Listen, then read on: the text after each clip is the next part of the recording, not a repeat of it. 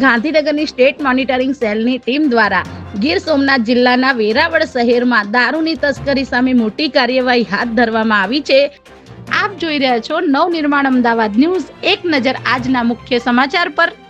ગાંધીનગરની state monitoring સેલની team દ્વારા ગીર સોમનાથ જિલ્લાના વેરાવળ શહેરમાં દારૂની તસ્કરી સામે મોટી કાર્યવાહી હાથ ધરવામાં આવી છે, જેમાં વેરાવળ બંદરના નલિયા ગોદી વિસ્તારમાં રાત્રિના અંદાજે 3 વાગ્યાના સુમારે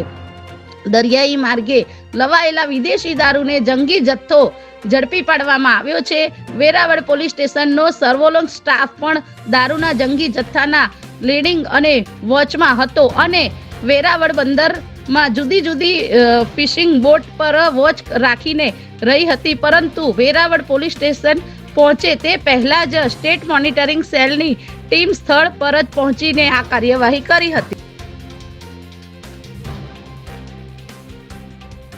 હાલ 31 ડિસેમ્બર નજીક આવી રહી હોવાથી બુટલેગરો ગુજરાતમાં દારૂ ઘુસાડવાની સક્રિય બન્યા છે, ત્યારે દમણથી ફિશિંગ બોટમાં ભારતીય બનાવટી વિદેશી દારૂઓ જંગી જથ્થો આવવાનો હોવાથી બાતમીના આધારે સ્ટેટ મોનિટરિંગ સેલની ટીમ વોચ ગોઠવી રાત્રિના 3 વાગ્યાની આસપાસ આ બોટને પકડી લઈ તપાસ કરતા તેમનાથી વિદેશી દારૂની 400 જેટલી પેટીઓ મળી આવી હતી, ત્યારે પોલીસે અહીંથી 6 આરોપીઓને ઝડપી લઈ ટ્રક મારફતે આ દારૂનો જથ્થો ફિશિંગ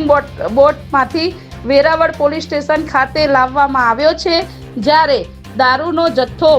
મોકલનાર અને મંગાવનાર અંગે ઝડપાયેલા ઈસમોની પૂછપરછ હાથ ધરવામાં આવી છે।